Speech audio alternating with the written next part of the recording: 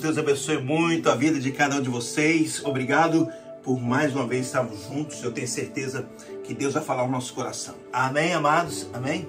Nós estamos quase findando o ano, né? Estamos aí quase na metade do mês de dezembro, mas contrariando o filósofo Nietzsche, Deus não está morto, amém? E se Deus não está morto, Deus pode fazer, amém? Deus pode fazer nessas 2 semanas que ainda restam. Deus pode mover e fazer muitas coisas, muitos milagres em nome de Jesus, amém, amados? Amém? Glória a Deus. Eu quero pedir que você possa estar enviando o link para alguma pessoa, abençoa alguma pessoa com a palavra de hoje em nome de Jesus, amém? Vamos ler Jeremias 32, versículo 25. Jeremias 32, 25. Ó soberano Senhor, tu me mandaste comprar a propriedade e convocar testemunhas do negócio, embora a cidade esteja entregue nas mãos dos babilônios. Amém. Vamos orar, querido? Vamos orar. Pai, eu quero colocar na tua presença nossas vidas, te agradecer por esse tempo tão precioso que o Senhor nos deu. E eu quero te pedir que o Senhor fale nos nossos corações, fale na nossa alma, ensine-nos segundo o teu querer, a sua vontade, e nos leve a praticar essa verdade, para que a tua palavra possa ser viva e eficaz nas nossas vidas, em nome de Jesus. Amém. Muito bem, queridos, em primeiro lugar, estou falando aqui de um profeta, e aí eu me lembrei de algo. Eu não sei se eu já falei isso aqui com vocês, talvez já falei, e o cabelo branco faz com que eu esqueça que eu já tenha falado. Mas se eu já falei, ainda assim você vai receber e vai aprender, que eu acho que é muito importante, amém? Repetir é importante para que a gente possa memorizar melhor. E a questão é que existe na Rota 66, né, no percurso, lá no Novo México, num percurso de 400 metros, existe uma coisa interessante. Se a pessoa passar naquele percurso exato a 70 km por hora, o que vai acontecer? Ela vai ouvir uma música. A música é America the Beautiful. Então ela vai ouvir essa música quando ela passar naquele trecho específico durante aqueles 400 metros e andando numa velocidade de 70 km por hora. Então é bem específico. Amém, querido? Então isso tem muito a ver com profetas, os profetas da Bíblia. Por quê? Os profetas da Bíblia, eles eram o quê? Eles eram a boca de Deus para o homem. Quando o profeta está falando, Deus está falando com os homens. Amém, querido? Então, o profeta é boca de Deus para o homem. Mas, antes de ser boca de Deus para o homem, o profeta foi o quê? Ouvido do homem para Deus. O profeta teve que colocar os seus ouvidos à disposição de Deus, para que Deus falasse aquilo que ele tinha que falar aquele profeta. Amém, querido? Ontem eu estava falando na célula, nós estamos falando sobre Tiago, capítulo 1, e a gente estava comentando, eu estava dizendo que nós temos que parar de falar e ouvir mais. E aí quando lá diz que ele tem que ser pronto a ouvir e tardio em falar, dá a impressão somente que tem relação com os homens, né? Os relacionamentos, né? Pai, filho, irmão com irmão, marido e mulher, patrão e empregado, líder e discípulo, coisa assim. Dá a impressão que é relação humana, né? Mas se você ver a sequência, está falando de receber a palavra de Deus. Então, está falando muitas vezes de nós falarmos e não deixarmos Deus falar. Sermos tardios em ouvir a voz de Deus, a palavra de Deus para nossas vidas. Então eu disse que nós precisamos aprender a ouvir mais a Deus, falar menos e ouvir mais a Deus. Muito bem, então aqui o profeta, ele era boca de Deus para o homem, mas antes ele tinha sido o quê? Ouvido do homem para Deus. Amém? E é interessante que muitas vezes as pessoas falam, não, Deus está em todo lugar, Deus fala em todo lugar. Olha, é interessante dizer isso mesmo. Deus, ele está em todo lugar, amém? Ele é onipresente, amém? E ele está falando o tempo todo de alguma forma, né? A Bíblia diz que ele fala de todo jeito, de todas as maneiras. Então Deus está falando, amém? Mas Deus não é todas as vozes, amém, querido? Então as pessoas confundem, não, Deus... Não, porque qualquer voz que fala é a voz de Deus. Toda religião é Deus falando. Não é isso não. Vamos entender isso. É como as ondas de rádio. Nós temos muitas ondas de rádio passando nesse momento. Temos ondas de rádio passando aqui. Amém? A gente não pode ver as ondas de rádio. A gente não está enxergando.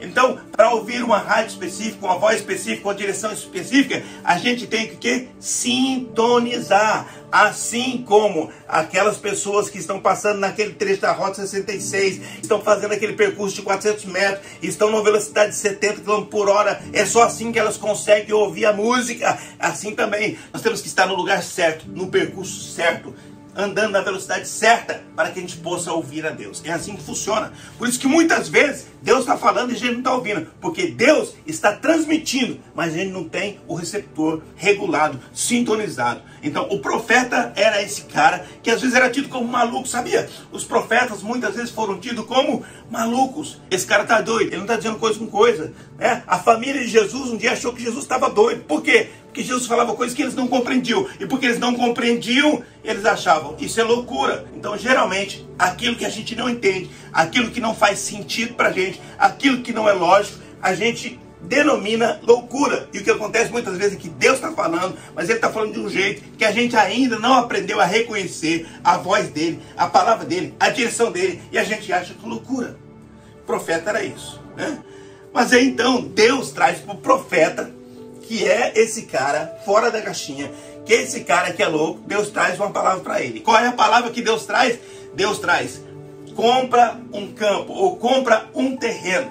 Muito bem, até aí parece uma coisa simples, né? Você vai ter que ter só o recurso. Se você tem um recurso, e Deus está dizendo na direção, compra um terreno, você vai lá e compra. Mas não, o terreno não era qualquer terreno. Você vai comprar um terreno em Jerusalém. Mas tudo bem, comprar um terreno em Jerusalém, não sei se é uma coisa tão difícil também não. Você tem que só encontrar um endereço, onde tem um disponível, e você compra. Não. Você tem que comprar um terreno em Jerusalém, num momento específico. E agora eu vou dar um momento específico para você. O momento específico é, há mais de anos atrás, o reino do norte, ou Israel, tinha sido levado cativo pelos assírios. Os assírios tinham levado Israel cativo, por desobediência a Deus. E agora Judá está às portas de ser levado cativo pelos babilônios. A Babilônia está chegando, Nabucodonosor está chegando, e ele vai enviar o seu emissor, o seu general, e eles vão entrar na cidade, e eles vão destruir Jerusalém. O profeta Jeremias sabe do que está acontecendo. O profeta Jeremias foi preso pelo rei Zedequias, porque o rei Zedequias dizia, você está falando asneira, você está falando loucura, você é um louco, você não está falando as coisas certas, os outros profetas não estão dizendo o que você está dizendo. Mas ele sabia o que Deus estava falando, ele sabia do futuro, ele sabia que Judá ia ser invadida, as casas iam ser destruídas, o templo de Salomão ia ser destruído, ele sabia de tudo isso. Ele enxergava, querido, presta atenção, ele enxergava a turbulência chegando, a tempestade chegando, ele enxergava a luta chegando, ele enxergava a dor chegando, ele enxergava a vergonha e a desvalorização de Jerusalém chegando, ele enxergava tudo isso. E diante desse quadro em que ele enxerga o caos acontecendo, Deus diz, compra um terreno no caos. Uau! Compra um terreno nessa terra desvalorizada. Compra um terreno nessa terra devastada. Compra um terreno nesse lugar onde ninguém quer morar, onde ninguém quer comprar, sabe? Com certeza no Brasil as pessoas têm, né, os lugares que elas moram, e alguns lugares são mais valorizados do que outros, né? Tem valorização em alguns lugares e outros. E é interessante que às vezes você constrói uma casa maravilhosa, linda, uma mansão, né? Com tudo do melhor. E aí tem um outro cara que construiu uma casa muito simples, o material não é de primeira, é uma casa básica, muito menor que aquela outra. E no final o que acontece? Acontece que em alguns casos essa mansão tem menos valor do que aquela casa básica. E aí você pergunta, o que é que faz a diferença? Por que aquela mansão vale tão pouco? E por que aquela casa básica vale muito? É porque aquela casa básica está num lugar de valorização e aquela mansão está num lugar de desvalorização. Aqui nos Estados Unidos mesmo, se nós olhamos, se você vai no Zillow ou em qualquer outro app de vendas, né? Você vai olhar as casas e você vai olhar casas em alguns estados americanos. E é interessante, você olha aquelas casas. Aqui em Massachusetts, você quer comprar uma casa, você vai ter que pagar, casas simples, $250 mil. Casas médias, mais ou menos, uma casa que você fala, não, legal, 3 quartos, etc. Tal, talvez uma townhouse, uma coisa assim, uma casa de 2 andares, né? Você vai pagar a partir de $500 mil. É o que você vai pagar aqui em Massachusetts. É um desafio comprar uma casa aqui. Por quê? Porque esse lugar é valorizado. Porque é um lugar de qualidade de vida, é um lugar de segurança, é um lugar onde você ganha mais dinheiro, é um lugar mais valorizado. Aí você vai em outros lugares aqui nos Estados Unidos, você vai por alguns estados que você pega lá casas maravilhosas, que aqui custa $500 mil, lá custa 150, $200 mil. Menos da metade do preço. Às vezes 30%, 35% do preço que se paga aqui em Massachusetts. Então é a mesma casa, estrutura ótima, maravilhosa, modelo bonito, porém, ela está num lugar que não tem valorização. Essa é a grande diferença. Então o mercado imobiliário trabalha nisso, né? As casas podem ser boas, podem ser bem construídas, mas tem que estar no lugar certo. E aqui é mais ou menos como Deus estivesse dizendo. Jeremias compra o terreno, compra o material de construção de primeira, pega o melhor arquiteto, o melhor projetista, e eu quero que você construa uma mansão daquelas maravilhosas. E Jeremias virasse para Deus e dissesse: Deus, tudo bem, eu vou me esforçar, eu vou fazer o meu melhor, eu vou fazer tudo que está ao meu alcance, mas Deus, eu estou enxergando uma coisa que eu não sei se o Senhor está enxergando. O Senhor mesmo mostrou para mim que essa terra vai ser arrasada, e essa terra vai ser humilhada, e essa terra vai ser desvalorizada. Deus, eu vou construir uma casa de $500 mil, mas no final ela só vai valer $200 mil. Deus, como é que o Senhor está me mandando um projeto desse? Como é que o Senhor faz isso, Deus? Mas quando Deus dá essa palavra, é porque Deus sabe do que está falando. Amém, querido?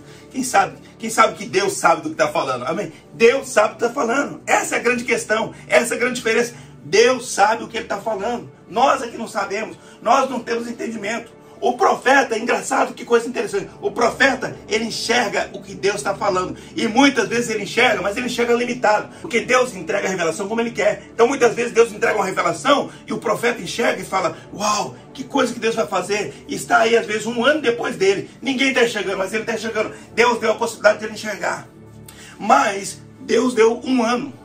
E às vezes o profeta profetiza, e eles profetizam uma calamidade. Daqui a um ano vai acontecer isso. Você vai ser perseguido, você vai ser humilhado, você vai ser desprezado. E ele está enxergando até um ano. Aí Deus dá uma direção diante de um caos. E às vezes a gente não consegue compreender. A gente recebeu uma revelação e a gente não consegue compreender a outra palavra que Deus dá. Por quê? Porque Deus está enxergando não apenas um ano depois. Deus está enxergando 10, 20, 100 anos depois. Deus enxerga muito, muito, muito além. Amém, querido? E neste caso, Deus estava enxergando 70 anos depois, amém? Deus estava dizendo para Jeremias: olha, Judá será levado cativo pelos babilônios, eles vão ficar no cativeiro. Porém, a palavra ia além, amém, querido? Por isso que Jeremias obedeceu a Deus.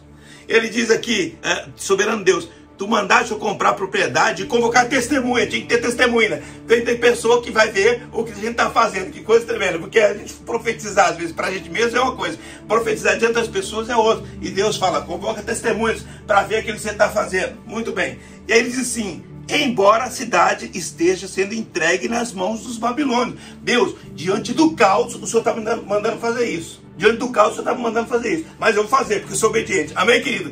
Ezequiel é levado numa visão, e ele é levado no meio de um vale de ossos secos, onde está tudo acabado. É um cemitério, acabou tudo. Não tem mais vida, só tem morte. Um exército inteiro está ali, foi derrotado. E aí Deus faz uma pergunta para Ezequiel. Ele fala: Ezequiel, pode viver esses ossos? É um desafio à fé de Ezequiel. Assim como Deus fala para Jeremias: compra esse terreno, Deus fala para Ezequiel: pode viver esses ossos?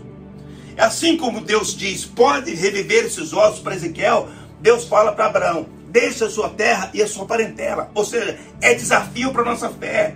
É levar a gente para outro patamar. É levar a gente para olhar não para a circunstância atual. A fé é a gente crer e visualizar espiritualmente aquilo que a gente não viu naturalmente. Então o que Deus fala quando Ele diz: pode reviver esses ossos, o profeta pode entender: não, não pode. A razão comum não diz para eu dizer que pode. A lógica diz para eu responder não. As circunstâncias dizem para eu responder não, não podem reviver esses ossos. Mas ele enxerga que ele está falando com Deus. E quando Deus está falando com ele, Deus está levando ele para outro patamar. Deus está levando ele para que ele possa expandir a sua fé. Deus está levando ele para ele crer num amanhã. Independente das circunstâncias, independente das situações, ele tem que crer no amanhã que Deus está questionando ele para crer. Amém, querido? Então Deus fala com Jeremias. Jeremias compra aquele terreno, chama as testemunhas, chama o escrivão e faz tudo que Deus está falando. Mas ele tinha no seu coração a palavra de Deus. Amém, querido? E eu quero que você leia comigo o 36, versículo 36. Diz assim: portanto, assim diz o Senhor a essa cidade, sobre a qual vocês estão dizendo que será entregue nas mãos dos babilônios por meio da guerra, da fome e da peste. 37. Certamente eu os reunirei de todas as terras para onde os dispersei na minha ardente ira, e no meu grande furor. Eu os trarei de volta a este lugar e permitirei que vivam em segurança. Eles serão meu povo e eu serei o seu Deus. Aleluia. Amém, querido?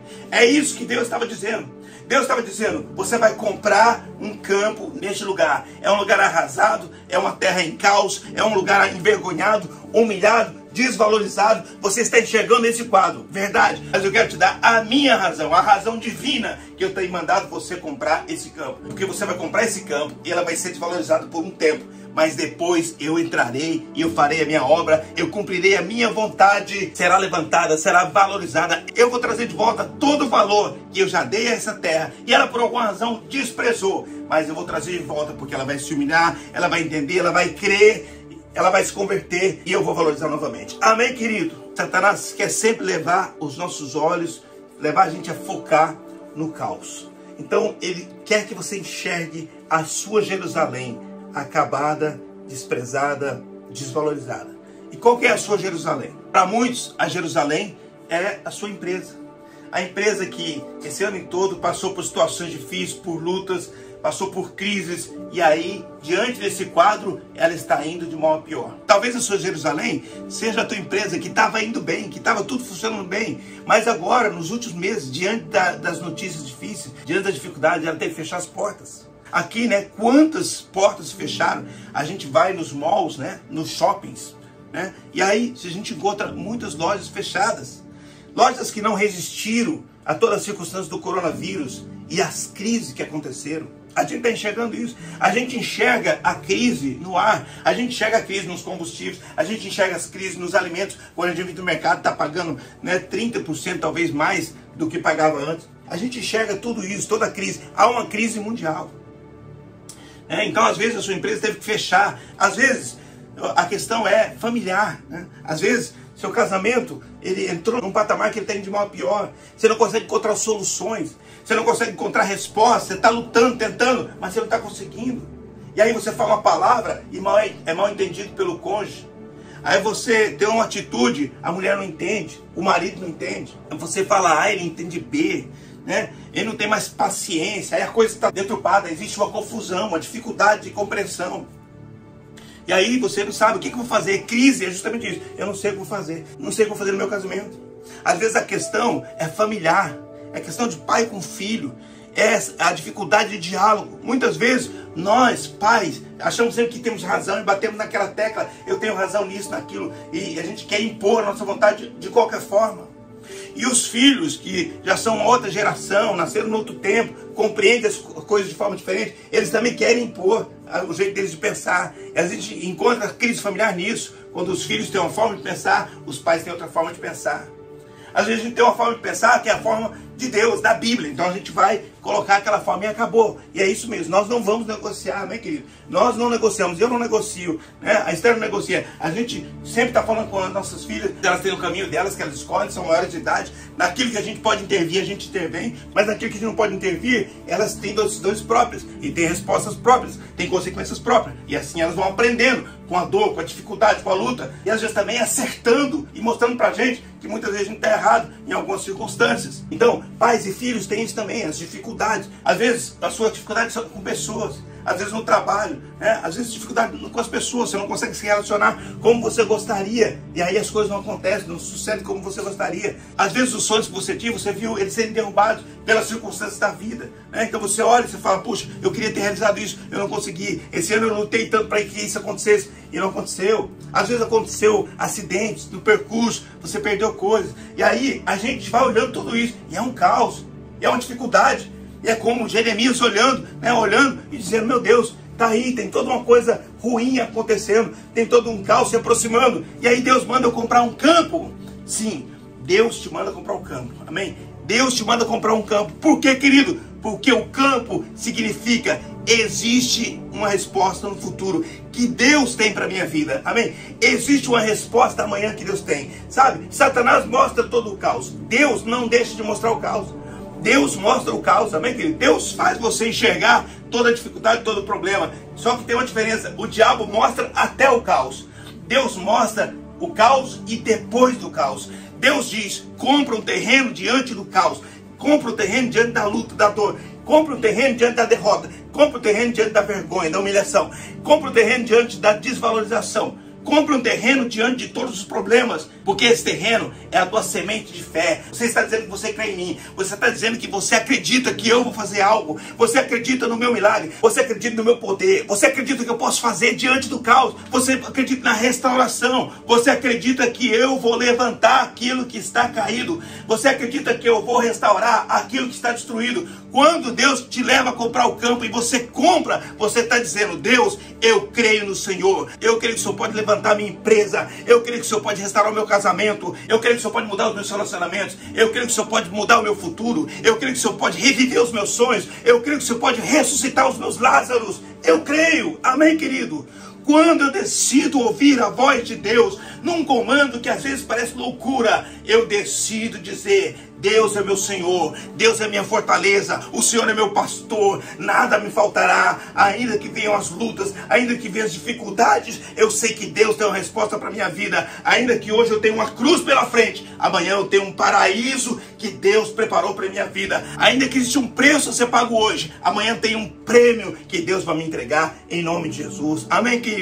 Amém? Então, em primeiro lugar, creia que Deus pode fazer ainda nesses 20 dias, 2 semanas que tem para o fim do ano. Deus pode fazer coisas que você não imagina. Deus pode te dar colheitas de anos que se passaram e você até esqueceu das sementes que você semeou. Creia que Deus pode fazer. Amém, querido? Agora entenda, você precisa semear hoje naquilo que você quer colher de Deus. Que Deus possa te dar, em nome de Jesus, as colheitas das suas sementes. Amém? Agora, as sementes que são semeadas chorando, muitas vezes são essas sementes quando você tem que fazer algo que ninguém quer fazer, quando você quer passar por um vale que ninguém quer passar, quando todo mundo já disse: eu desistiria, e você diz: eu não vou desistir, eu creio no meu Deus. Deus me deu uma promessa, Deus me deu um comando de fé, e eu estou nesse comando de fé, eu estou andando nessa trilha daquilo que Deus me deu. Deus me deu uma promessa de um futuro de bênção, de paz. O próprio Jeremias já tinha falado, está em Jeremias 29, Deus falando sobre o povo de Jerusalém, Deus falando sobre Judá e dizendo: olha, vocês vão ser levados cativos mesmo,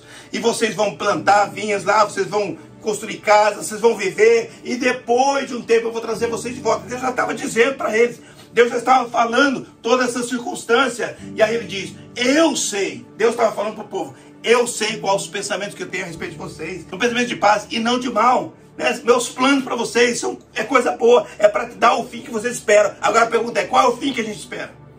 Porque a gente tem uma vida que a gente coloca em ciclos. A gente está encerrando um ciclo agora, o ciclo de 2022. E a gente tem expectativas que a gente coloca limite. Qual é o limite? 2022. Então, se Deus não fez 2022, Deus não vai fazer. Não. Tem coisas que Deus programou para 2022. E 2022 não acabou ainda. Amém? Tem bênção que tem aí, que Deus está trazendo em 2022, em nome de Jesus. Amém, querido? Receba isso. Amém? Agora, 2022 não encerra a sua vida. 2022 não encerra a minha vida. 2022 não encerra as promessas de Deus para você. 2022 não encerra os propósitos de Deus para nossas vidas. Amém, querido? Todo plano, todo propósito, toda missão, tudo aquilo que Deus preparou para você e para mim, não está limitado em 2022. Existem muitas coisas para acontecer. E vão acontecer em 2023, 2024, 2025. E se nós não formos levados, tem muitos anos pela frente que muitas promessas vão se cumprir na nossa vida. Amém, querido? Eu vou continuar crendo. Eu vou continuar comprando o campo. Eu vou continuar comprando o terreno. Ainda que o inimigo diga: não compre esse campo. Por quê? Porque essa terra é desvalorizada, porque essa terra está arrasada, porque essa terra não tem resposta, porque essa terra está condenada. Eu quero dizer para Satanás, eu quero dizer para o inimigo que eu vou ouvir a voz de Deus, eu vou comprar um terreno, porque eu sei que Deus vai restaurar todas as coisas. Ele é o nosso Deus, capaz de fazer onde ninguém mais faz, capaz de ressuscitar Lázaro depois de 4 dias mortos. Esse é o meu Deus, que eu creio, e esse é o Deus que você deve crer. Nós vamos crer num Deus que é capaz de fazer e vai fazer em nome de Jesus. Amém? Glória a Deus. Vamos orar, vamos orar, vamos orar. Amém. Pai amado, eu quero te louvar e te agradecer por esse tempo precioso na tua presença, em que nós recebemos a tua palavra. Eu quero colocar na tua presença agora cada vida, cada pessoa. Eu quero te pedir em nome de Jesus que o Senhor possa mover em cada família, em cada casamento, em cada relacionamento, em nome do Senhor Jesus. Que o Senhor possa mover em cada empresa, em cada projeto, em cada sonho, em nome do Senhor Jesus, em cada empreendimento, em nome do Senhor Jesus. Pai, que o Senhor possa estar colocando a tua mão agora, Senhor, e nós sabemos que o Senhor pode mover e fazer.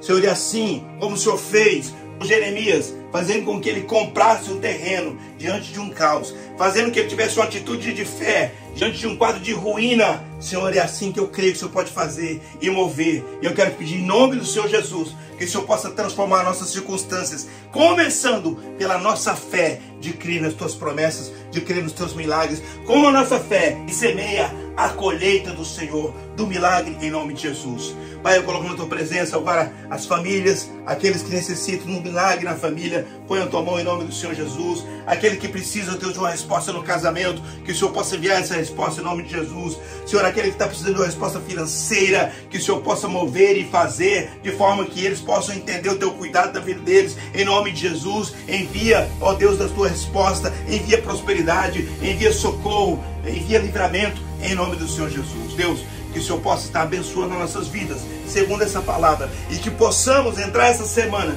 sabendo que mesmo diante das dificuldades, das lutas, mesmo diante dos quadros que nós entendemos, é tão difícil essa circunstância, Senhor, nós vamos crer. O Senhor é o Deus que sabe todas as coisas, e nós vamos comprar o nosso terreno, nós vamos dar o nosso voto de fé, e o Senhor vai fazer em nome de Jesus. Amém e amém. Amém.